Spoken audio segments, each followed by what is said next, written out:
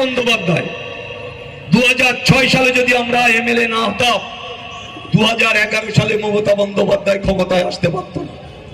আপনারা দেখেছেন জারাবুল ইসলামরা, আজকে যারা দুলাল বর, অর্জুন সিংয়েরা যারা বিভিন্ন দলে ঢুকে গেছে, আমিও অন্য দলে ঢুকেছি। আজকে মমতা বন্দ্যোপাধ্যায়ের জন্য আমরা 2007 সালে বিধানসভার ভিতরে ভেঙেছিলাম। মমতা বন্দ্যোপাধ্যায় যখন নন্দীগ্রাম থেকে চুলির মুঠো ধরে টানতে টানতে পাকা রাস্তায় ফেলে দেয়, সেই সময় মমতা বন্দ্যোপাধ্যায় সেখান থেকে ছুটে বিধানসভায় আসে। বিধানসভা অধিবেশন চলছে, সেই ইন দ্য মিন টাইমে আমরা দেখি মমতা বন্দ্যোপাধ্যায় কানতে কানতে বিধানসভায় ঢুকছে। আচার খেয়ে যেরকম মানুষ, অসহায় মানুষরা যেরকম আচার খেয়ে পড়লে কানে কান্নাকাটি করে মেয়েরা, উনি ঠিক সেইভাবে বিধানসভার গেটে আচার খেয়ে পড়ে কান্নাকাটি করছে। আমরা ছুটে বিধানসভা থেকে বেরিয়ে এসে দেখলাম, বললো দেখো আমার শাড়ি ছিঁড়ে দিয়েছে, আমার চুল ছিঁড়ে দিয়েছে, চুলের মুঠো ধরে টানতে টানতে আমাকে পাকা রাস্তায় ফেলে দেওয়া হয়েছে। সেদিন আমরা ওনার কান্নাকে আমাদের কাছে একটা খুব খারাপ সম্মান লেগেছিল, তাই বিধানসভায় সেদিন আমরা ভাঙচুর করেছিলাম। 30 জন বিধায়ক আমরা বিধানসভা, গোটা বিধানসভা আমরা অবরুদ্ধ করে দিয়েছিলাম। কার জন্য? এই মমতা বন্দ্যোপাধ্যায় এ মানুষের কথা মনে রাখে না। আজকে সাধারণ মানুষের কথা ভাবিনি।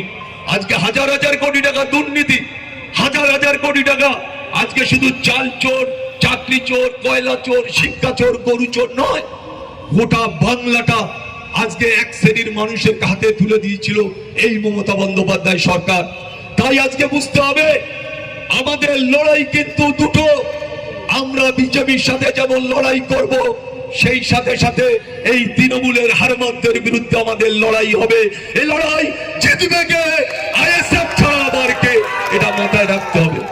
তাই আমরা চাই আপনাদের মতন সৈনিক, আপনাদের মতন লড়ুকো মানুষ, আপনারা ডাক দিলে, আমরা ডাক দিলে আপনারা ছুটে আসেন।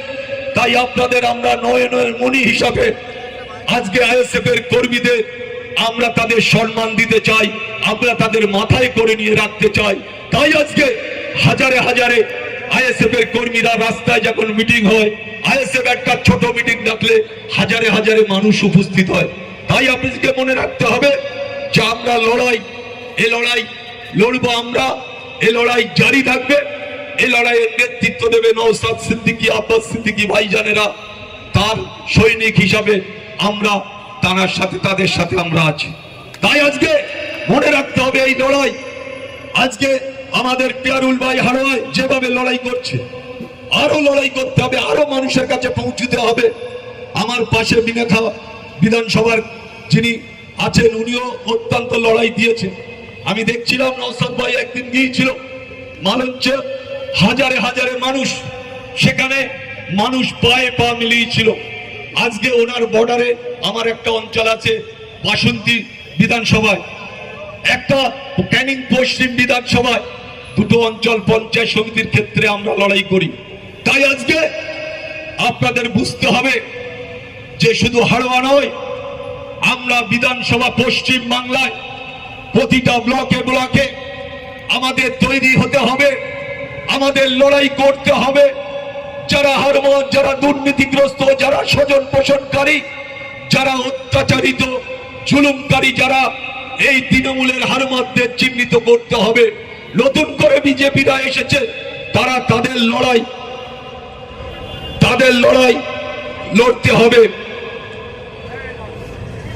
আজকে তাই আপনাদের কাছে বলি যে আজকে যেখানে যেখানে আজকে এই আইএসএফ এর নেতৃত্বরা লড়াই করছে, সেখানে শুধু মায়েরা বোনেরাও বেরিয়ে আসছে।